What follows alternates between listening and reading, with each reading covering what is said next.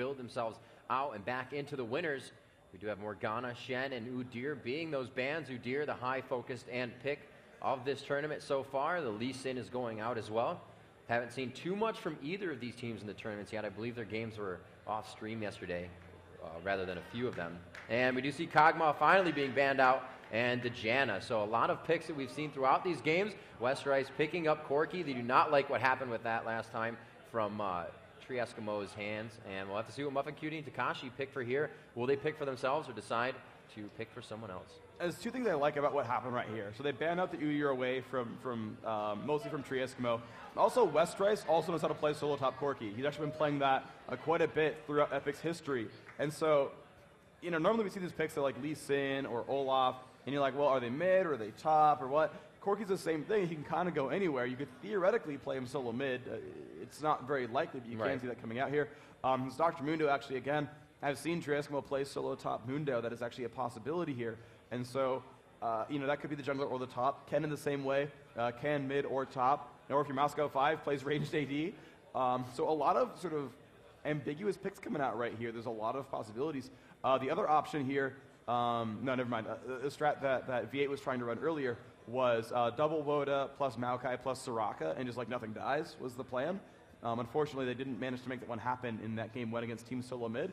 But instead, you see Epic actually grabbing the exact same lineup so far as V8. They've got the Corki in there and the Soraka. And of course, Corki Soraka can be a big bully lane. Ooh, they are grabbing a Maokai. I like that.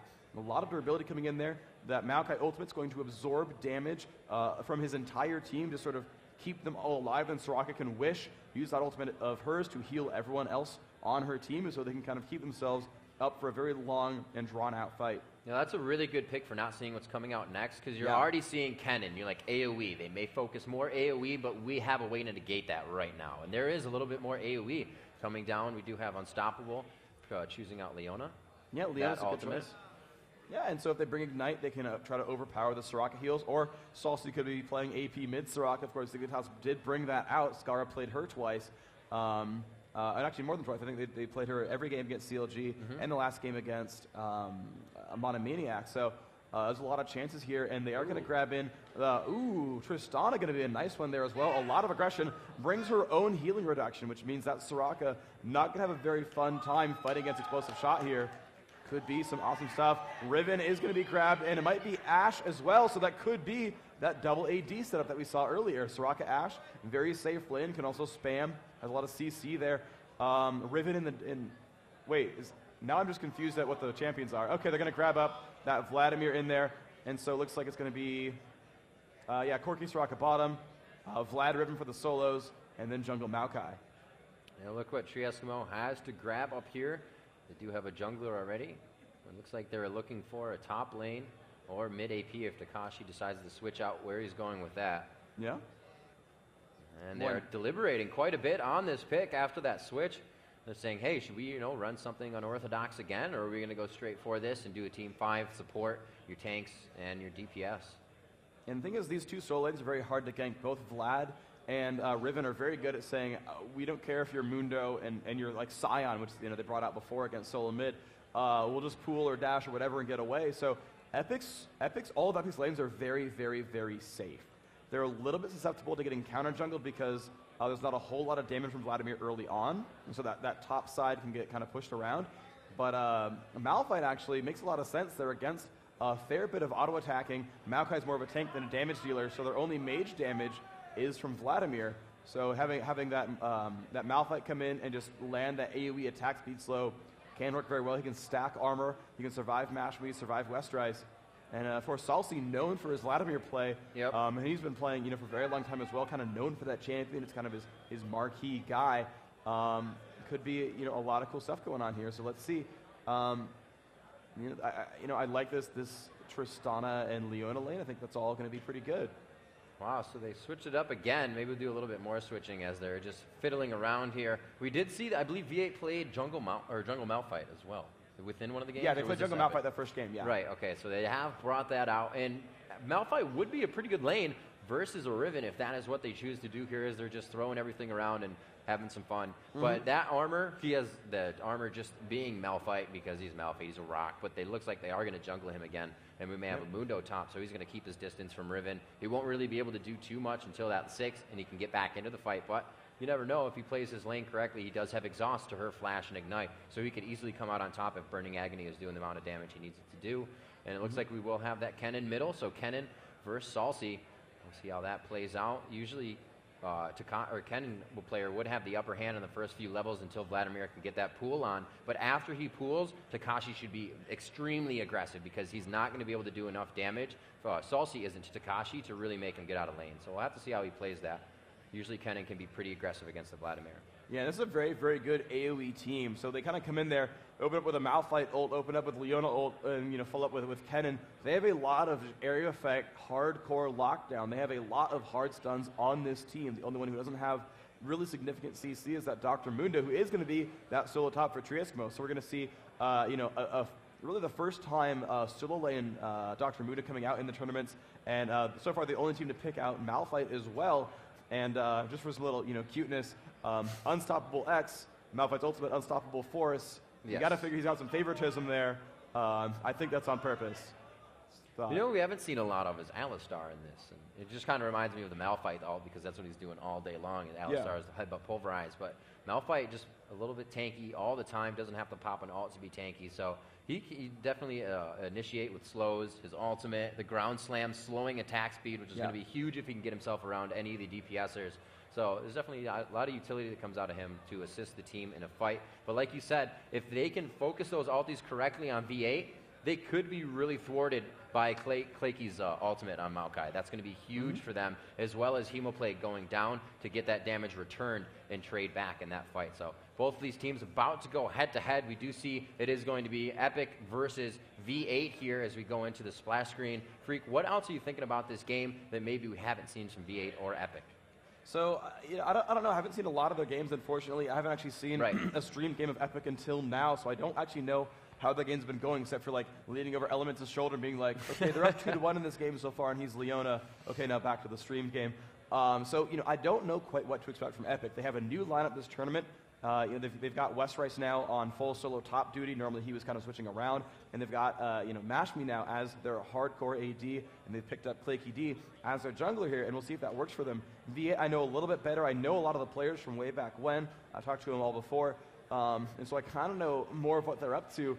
And I like this sort of long-range, initiate from 1,000 range, stun team. I think it's just a more powerful setup. This would actually be a pretty cool level 1 fight, as nobody really has too much of a stun. Westrice can get in there, and Clayke D can get in there, but they have an upper hand if they try to invade on V8. It's really just a lot of slow cooldowns on the Shuriken. It's actually 6 seconds when you start, so he'll only be able to throw a few. With those cleavers, they'll be able to get some of those shards out from Malphite to slow somebody down. So they definitely have a kill team, but they don't have any stuns. We'll have to see if they choose to level 1 invade.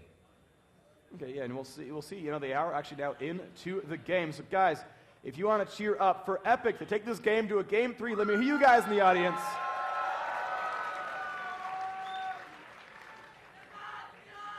And if you want V8 to bring this one out at 2-0 and make it into the next round, let me hear you for V8.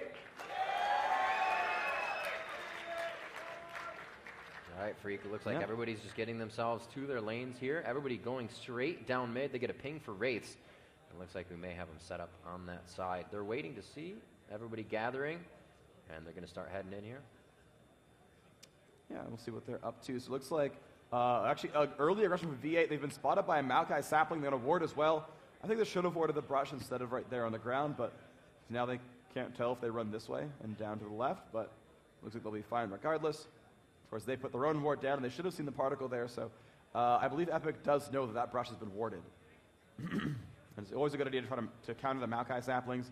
You're going to see he's actually going to wait down over here and use the saplings and go for wolves first instead. Oh my gosh, they can catch Westrice. He needs nerves of steel right now. Oh my gosh. Oh, he's running away! No. Oh, he's been caught by Deshauna. There's the cleaver.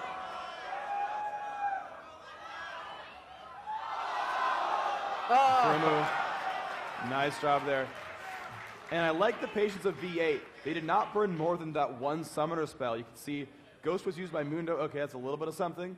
But they said, okay, she flashed away, but she has like 30 health. Only Tristana needs to go. You guys don't all need to chase her. They kept their flashes up. That was really, really smart. And now they've tanked the Maokai saplings. They're going to actually take more of Mao's jungle. Of course, he gets the race, so he's going to be fine. But still, like I like these moves that V8 are making, and they're, of course, going to take his blue away. And nice. They left one of those wolves. It's actually going to chase Takashi around. But they're going to be okay. He's going to pull that up, and it's going to be a nice little blue buff there for Unstoppable X. Yeah, they're doing a really great job of using this advantage. They're going to go ahead and safely take the jungle out. And everybody returning to lane. You got to be careful. If something doesn't happen on your invade, you might actually fall behind in the early game. If you don't get a kill, it's usually a better bet just to go ahead and back. And oh wow, Leona Muffin Cutie going top quite early. Riven still level 1. Tree Eskimo could be close to leveling to 2. Actually, both of them might. And they coming with 3v1. Westrice could be just babysat all game here. It looks like he will be shut down again. Quite unfortunate. He used his flash to get away earlier, and it will be another kill coming out. A nice job on Tree Eskimo. And those kills actually going to Tristana and Tree Eskimo on the 1-1. So 2-0 now, 2 minutes and 40 seconds into the game. An aggressive tournament from all teams, as most of the kills are coming out in the first 5 minutes. Yep, so you're going to see that ClayQD finally has cleared out that wolf and that golem. That's what happens when you get counter jungled. As soon as you pick up your first buff, go ahead and check the other camps that were counter jungled, because you will want to clear those, get those to respawn for you. Good teams will often leave a wolf behind. It's hit and miss whether they'll leave the golem behind. I think it's better to actually finish off the entire golem camp so you have the timer, but it's kind of up to the teams and what they kind of want to do, if they just want to delay or if they want to counter jungle again later. So they chose to delay, and he cleared out that camp, made it respawn. And then you see Westrice. ClayQD just kind of held that lane for a little while, and now West going to be able to last hit at this turret and try to catch up. Good push down bottom. As I said, Takashi still pushing Salsi in mid. Getting those shurikens down. Every 4th shuriken, he's able to add a mark, and he just keeps doing it to harass Salsi down. Both of those kind of on a no mana cost basis of using their skills. A little bit different for Takashi, as his energy will be not usable for his cooldowns, and really Salsi just waiting for his cooldowns. So Takashi can use those out of order and kind of be out of the fight for a second. You see Malphite roaming through the jungle, does have his blue buff. That's about just taken by him. No lanes really going at it aggressive right now. Westrice playing as safe as he can. Still hasn't been able to get a ward. Actually did grab a ward that early. I only used 1 potion, but he's watching for that babysat top. And here we go. Clayky coming in, the twisted advance, and the Q on from Maokai. Salsi was not close enough, though. Was not going to expend the flash to grab that. And it looks like he will be able to get out with just about 400 HP. Yeah, Takashi on his last potion now. We'll see if he's able to survive this lane any longer. I don't think he went for any sort of spell vamp runes. It's pretty uncommon, actually, to see that on Kennen. So he's kind of surviving it out here. Last hitting at the turret pretty well, actually. You can see the minions there, 22 versus 23 in this mid lane. So pretty equivalent. Tristana 18, Corki at 29, though. So Mashmi, okay, yeah, after we got first blood, but Mashmi with a nice amount of gold from minions. You can see it's 1,500 to 1,380. So Aframu, first blood definitely worth more than those 10 minions. So Salsi has appeared to catch up here in levels at least. Still a good harass from Tree Eskimo's infected cleavers. You do see CS in mid is 26 to 23. Everybody's pretty much even right now. Nobody's really taking control of a lane. And even though Westrice has been attacked quite a few times, he's still playing quite aggressive. Has that ward out, so he knows when somebody's coming up. And really, it's Tree Eskimo that has to worry about Tribush if anybody comes behind him. So Westrice in a good spot right now. They're actually kind of going head-to-head. Burning Agony is on, and Westrice is forced to back. Tree Eskimo wins in that damage trade. Yeah, and he's got a big minion wave sort of that's starting to lose health pretty quickly. If he can zone out Westrice, he's going to miss out on a whole heck of a lot of gold. And he's going to check the brush to look for him, and that is going to be the case here. Westrice still expending his cooldowns. Look at that, 1, 2, 3 minions all falling away. And Eski's still just pushing around Westrice, and he's denying a lot of gold by doing this. I really like these moves that Eski's pulling out, and it's working quite well for him. This bot lane, Mafia actually getting jumped on. Of course, they have that ward on top of him. Gets harassed a little bit. Stopalik's going to go for his golems, and he might try to get top if this lane can reset back towards the middle. But right now, Westrice is going to be pretty safe underneath his own turret. Mundo still pushing, or Tree Eskimo I should say, still pushing Westrice back to his turret. However, Riven really has no problem last hitting at a turret. We do have Malphite backing Unstoppable, looking to get a purchase under his belt. He does have 304 gold, so it's not going to be anything too big. Won't be able to go for his GP10s yet. Maokai also making his way through the jungle. 346 gold for him right now. Both of these junglers trying to get into a position where they can start helping their teams. Top lane. Westrace, yep, getting a little bit of damage now. He put out the Ignite, and Mundo is not 6 yet, but he's actually 1 minion away from it, so he could definitely plan out this fight. There is 6. He puts out the Ignite, but he starts to run away with it, and they both hit 6. No, Westrace has not hit 6 yet. He's not going to be able to trade the damage back, and I don't know if he realized that Trieskimo hit 6 and instantly used his ultimate. He had to know. He had to know. I think he wanted. That's why he flashed in. He was like, okay, he hit 6. He dropped 20% of his current health to activate the ult. Go. Crap. No, Westrace is still at least 3 or 4 minions away from leveling. Oh yeah, he was very far. I mean, I accept going in with Wind Slash and hoping that it works for you, but that was really silly. He was 5. He just powered through level 6. He's already 7. Oh yeah, when you get a kill, that helps a lot. Yep. So there he goes. That turret's going to be his up top. Looks like Malphite may go down here. Timing the blue, it's going to be about 7 minutes. I think Riven got that late, though. It's like another minute away, yeah. Yeah. He got cleared late. He could actually camp for Riven.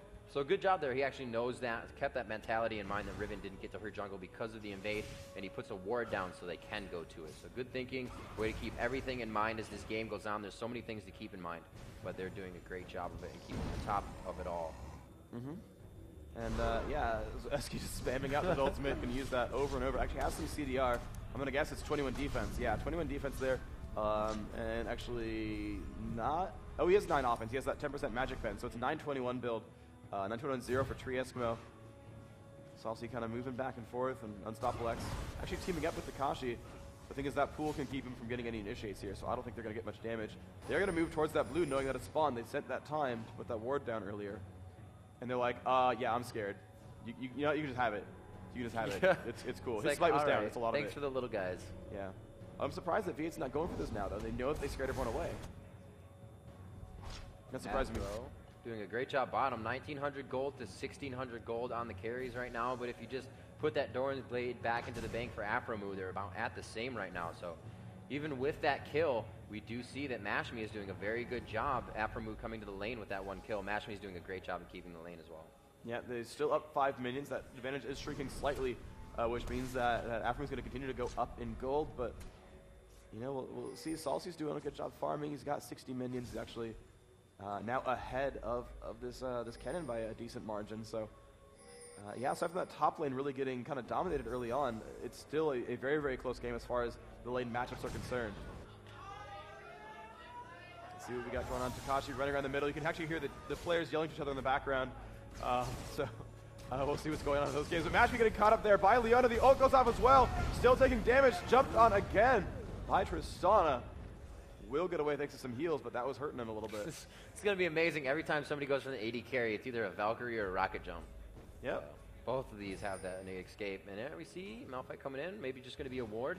Looks like they don't have any. Looking at Leona, and they have no wards here, so nobody has vision of this. And they have just left lane from creep, so bottom knew that they went up, but it looks like nobody's even going to challenge this. They get a free dragon. They're not doing too much damage, actually, so there may be time to challenge this. It's resetting. Oh my gosh, it is reset. And now it's been revealed by a sapling, and here comes mid, and here comes bot. And V8 has to run away from this. Dragon that is strong. That is unfortunate. That is rather unfortunate. And actually, I don't think they're going to go for it. I don't think they're going to stab, but yeah, that was a free dragon kind of thrown away there. All right, so dragon not going down. Looks like Trieskimo just kind of milling about. Oh, get the exhaust onto Westrice. He will turn on Burning Agony, which is going to hurt him, but also do damage. And I don't think Westrice has the jump to get away. He just got it back, and he is going to use that cooldown right away to keep himself alive. But Trieskimo doing a very good job. 56 creeps on Riven to Trieskimo's 73. So although Westrice keeping himself in this one, the fact that he's leaving lane so much is really costing him a lot of experience. Yeah, and Eskimo maxing out Cleaver first, going for Masochism second, and relying on that rank 1 of Burning Agony. Hurts him for 10 damage second, but deals 40 around him. It's a pretty good 1.1 for there. You see Tristana now 1v1ing against his Corki as both supports went back to buy. And Triss with a Vamp Scepter and a BF Sword that will be an Infinity Edge, not a Bloodthirster most likely. However, he wants that Vamp Scepter to keep him sustained in lane as his support there does not have a heal. Looks like Clake could be coming up with something big here. They don't have any wards there. Twisted advances down. And then the Riven stun is very nicely timed, so they did not coincide with each other. It was one after the other. And the Riven ult still has to go off. Mundo missing a lot of health, and it was not enough to take him out. Is his ulti coming up? His ulti is coming up. Will he be able to go through the Twisted advance, carrying him just the distance of Mel? Oh no, he gets to the other side. Trieskimo is going to escape from this one. I do not believe they're going to be able to catch him. And that, ladies and gentlemen, is juking 101. Oh, wow. That was excellent right there. That little bit of cooldown reduction was all he needed, and it worked out. That was awesome. That was a 2v1 with 3 stuns against you. Oh, that's kind of crazy. And they repeated them a couple of times, too. They got a couple of rotations. Went around the horn. Wow, so poor. I mean, they did force Eski out of lane, though. Riven got a little bit of golden experience from that solo lane there. 66 minions, level 8. So TriEskimo level 9, 79 minions. So still the advantage, but it's not that massive. Riven can turn this one around. He's not getting bullied out that hard. Looks like bottom pushing again. Let's see what they got in there. Oh, sorry about that. Takashi X getting owned up by Salsi in the mid lane right there. Hemoplay getting that last hit there. Nice job by Salsi. Wow, pushed him right through his turret. Yep. So the AD's now building up. We do have a BF sword on the hands of Corki, but he did go ahead and buy some Dorans before grabbing that BF sword to give himself some sustain. If he just went for the BF, he would not be able to fight against Tristana whatsoever. Yeah, so he's going for as much damage as possible. Trying to survive this lane. Oh, having Soraka, of course, just means almost none of the aggression will matter too terribly much. You can usually burst enough heal. Actually, they're going to go for the fight. After though losing this battle pretty hard right now. Mashmi going to jump in. That's going to be a kill. Nice job there. Now Muffin alone has been exhausted. And there's Clayky D. Oh. And Epi's going to pull this one out for a 2-kill swing. Well Excellent job there by Mashmi to jump in on that. Very nice job. Huge burst coming out of Corki there. Mashmi just knew what he could do at that point. And he did it to Afromu. Afromu very much so caught off guard. He was only 100 health when he decided to jump out of there, realizing Leona wasn't going to throw him a heal, obviously. But, yeah. So that's like they may be able to get some good damage down. They probably won't take this bottom turret, though. They're going to Valkyrie away and get the buy down. Very nice. Don't exactly have to take the turret, as I've said before. Leave your lane there if you're farming well. Just continue to win it. Make yourself that much stronger. Great damage coming out of Westrice. However, TriEskimo on that about 40-second cooldown for Mundo's ulti. Just go ahead, give himself some movement speed and a whole lot of health regen. Yeah, and he's using that to sustain himself up in lane quite a lot, earning gold with those cleavers as well. Actually rushing for looks like a Randuin's Omen has the Heart of Gold and a Warden's Mail. Now he's actually turning it in maybe to an Aegis or a Phage or something. He's actually stopped that progression a little bit, but he's really building anti-Riven right now, and I don't think he needs to worry about Vladimir too terribly much. Vladimir's kind of AoE focused, but he's not going to really go for Mundo of all champions, so I think Eski's fine stacking health and armor for a while. Yeah, if he just keeps going, he's got that Randuin build up. He already has the Heart of Gold. Also has a little bit more HP. Where are they going here? Could this be catch the Mundo chase 2? We'll have to see here. Mundo TriEskimo coming in. Did that 2v1 situation again. It looks like he's just kind of milling about, trying to make them stop blue so his team can get over there in time. It's all he's doing. He can take the damage. He's not really worried about that. But now that his team is in position, he wants more of this. The cleaver going around to this fog of war. Again, another cleaver all over Westrice right now. But Westrice has the mobility to get out. It's just the fact that he's being annoyed so much right now by TriEskimo in these fights that he wouldn't be able to help his team. They did a great job there of completely splitting them. Oh, bottom lane diving in, getting a kill there. Muffin Cutie almost going down. But TriEskimo doing a great job of just keeping everybody segregated in the jungle and keeping himself really on top of the game right now. Yeah, so excellent job there. Good dive. Leona popped her ultimate. Tristana the same, but actually had burned exhaust in that exchange as well. But still, the Leona had her heal still up in case things got a little bit hairier. So worked out for him. Eski still 2 levels up on Westrice. Really more like 1.5, but West still not 10. Eski halfway to 12. Getting a lot of gold as well right now. 1,300 in the bank, so can grab a Phage anytime he wants. Or what else he might go for. Attacks there, so Tristana definitely ahead in build, just finishing the Infinity Edge 15 minutes into the that game. Is good. That's huge because Corki actually finished his Xerxes and then went for Vampiric Scepter, so he's very far off even grabbing that pickaxe if he wants it. He might just go for the Bloodthirster at this point. No. There's no point. You just want to keep going for that Infinity Edge. It doesn't matter that you're behind. You need to get yourself that damage has to be equal. You need to catch it. You can't put yourself farther behind. Oh, I'm behind. Let's get a worse damage item. You can't do that at all. Right. There we go. Eski getting jumped on by Clicky D at the top lane. Westrice will ult. She's going to go in with the Ignite as well. Eskimo, ult is down for 30 seconds. It's going to be longer than he has time for. However, his Ghost is up. Riven ult will not catch him. He will make it out here. And in 20 seconds, his health is all going to come back as well. This actually could be. Think Mundo needs a poison trail? I think we should. When his ult is on, it should be like Shyvana, where your W actually leaves behind the trail. I think that'd be okay. Leave behind dead ground. There we go. Looks like they're doing great ward clearing. Spirit Visage, yeah. If ward clearing were ever to be great, there it is. Sorry. Afro-Moo moving back in. He does have that red buff that they just stole.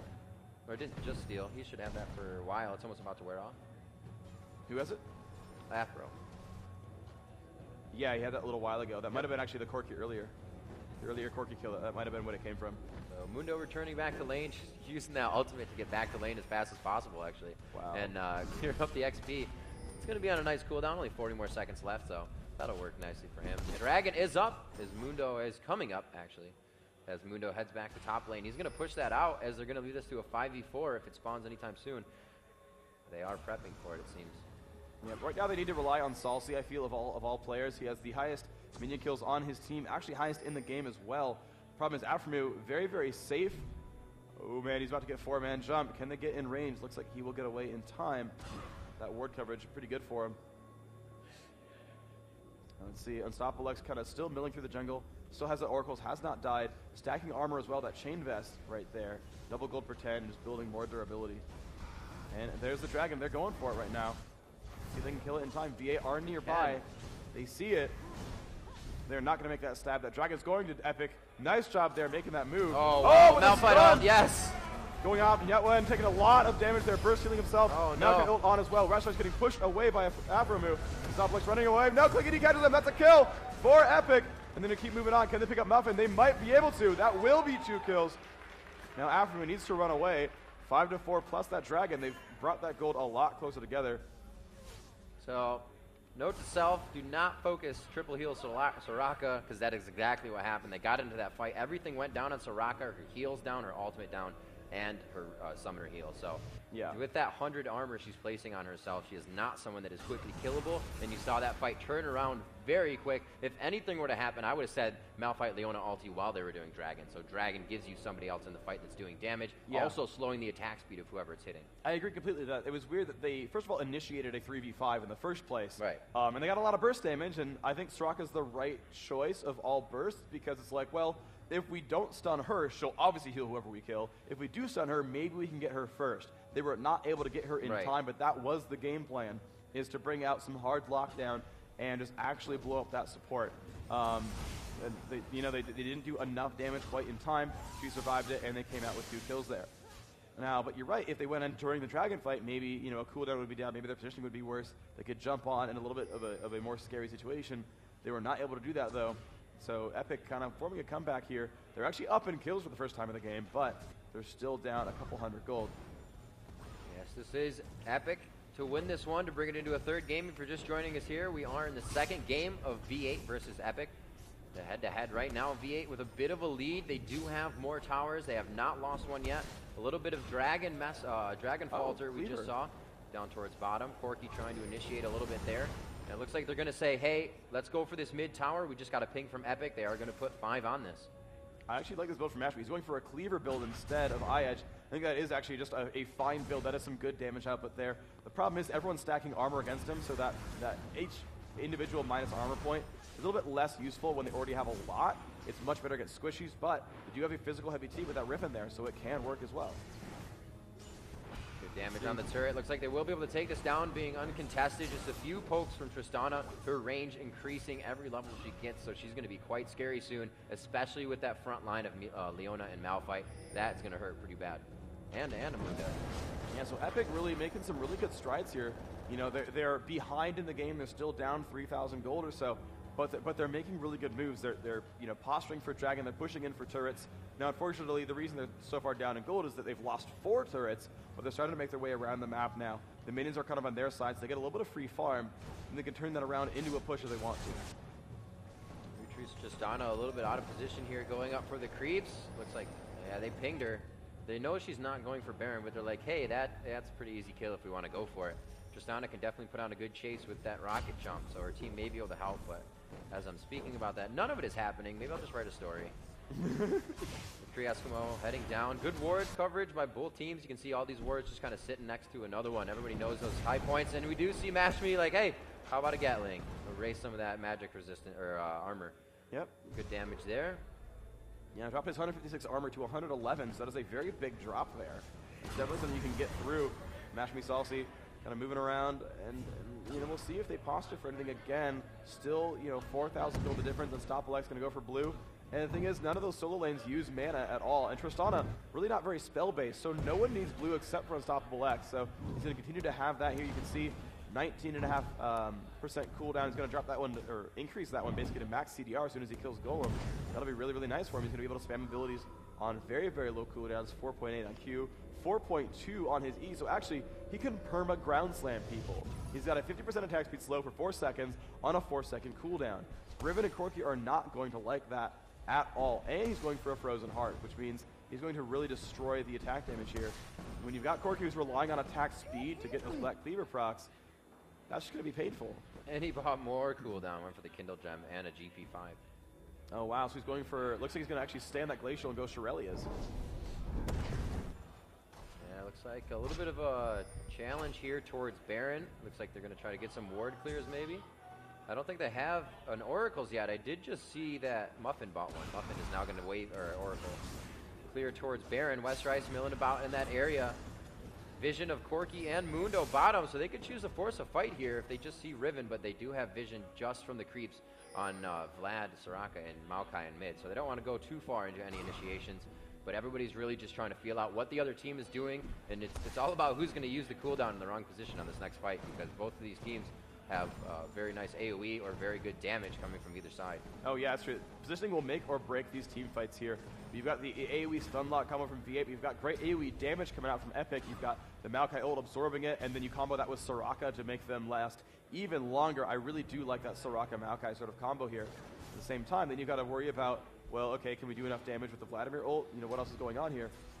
And, you know, we'll see if that pans out well for him. Wow, they can synergize this Randu and Omen and Ground Slam now. That's going to be great for Unstoppable and Trieskimo to get into the middle of the fight and hit both of those.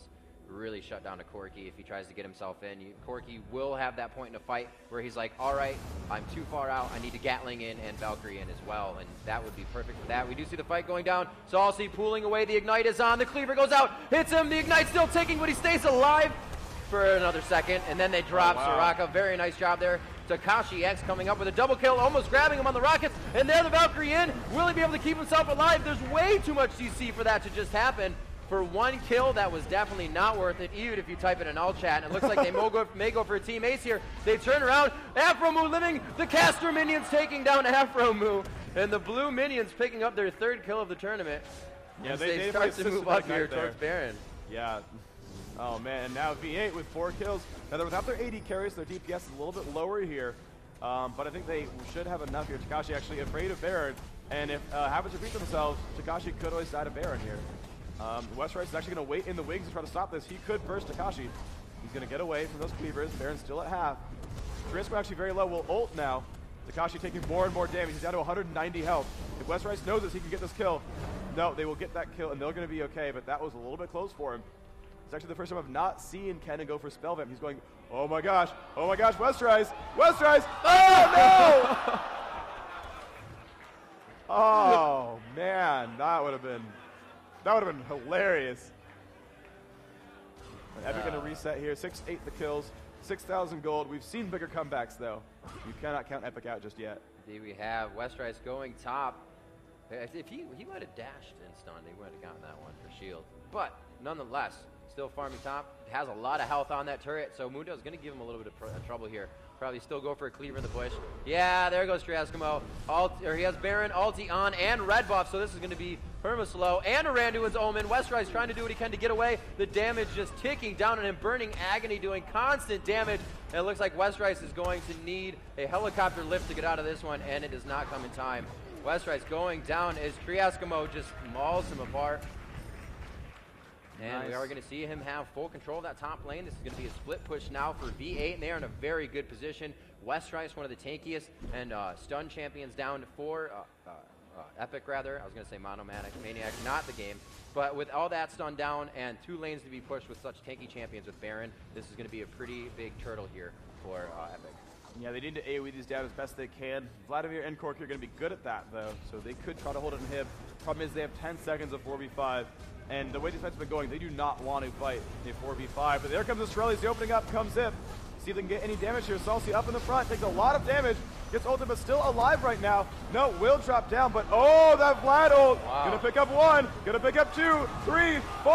Mashmi now alone against Tree Eskimo. And oh, Eski, you're getting hurt right now. Can he get away from this? His ult down for 20 seconds. Turns on a Mashmi. Cannot get it. Blue team. Epic scores an ace. Drops 1, picks up 5. Salsi melted some faces there. That's exactly what Epic needed to do. Very nice job cutting that Baron extremely short for V8. And that's what happens when the enemy team all stacks armor. Let's look at the builds. Muffin, no MR. Kennen, no MR. Tristana, no MR. Oh, no MR. Oh, a little bit of MR, and he's the one who lived at the end. Right? And that's why Salsi, and I like what Salsi did here. He went pure, okay, he's dead, but he went pure damage, right? Sword Shoes, Will of the Ancients, Death Cap. He's not going for Rylays. He's not going Merc Treads. He's not getting Spirit Visage. He's going damage. He knows, he sees these builds. There's stacking armor, and he is crushing people with his damage output. So he, you know, he is the carry for his team. He's doing work right now. 3, 2, and 3 doesn't look glamorous. 6 and 2 looks really glamorous, but it's Salsi who is really kind of putting his team in his backpack and is making things happen. Dude, and Vlad only is going to scale harder into this late game. All that gold. Wow, Tides of Blood just cleared an entire wave. Very nice.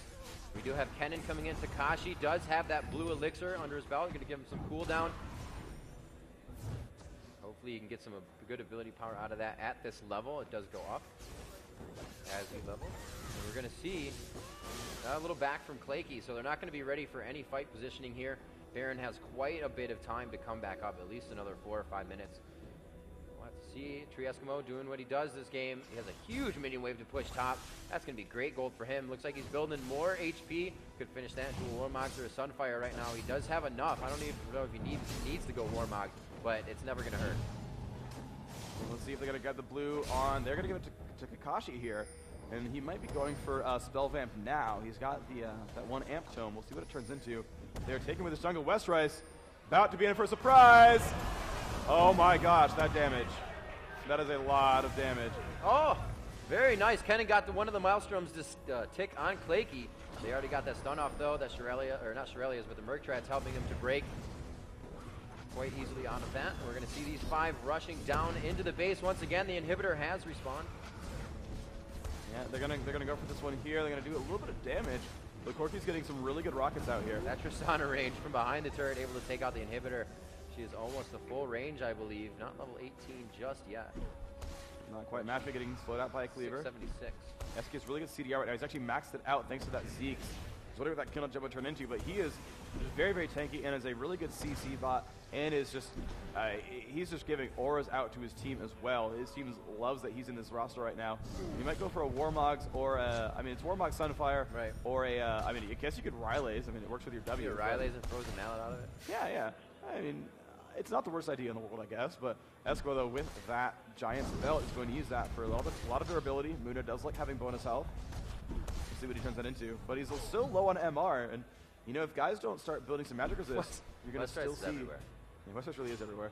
But, yeah, if they don't get some magic resist, Salsi's going to be really, really scary. He's going to be hard to shut down. And he's getting just beefier and beefier. He's getting Zhonya's next. Good luck killing him at that point.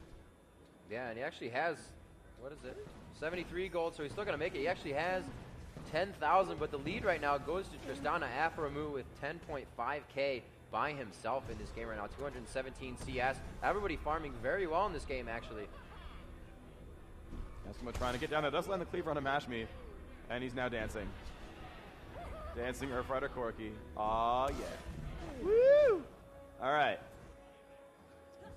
Lovey Cutie clearing out these wards. Nice plays. Got Oracles. Eskimo still in mid.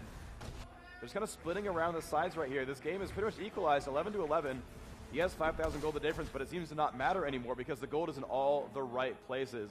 Salsi and Mashmi, very, very fed, wearing some elixirs as well. Eskimo, very, very tanky, is in that front line, doing some good disruption, but I don't know if he's that same level of carry as Salsi. Baron coming up in exactly 2 minutes.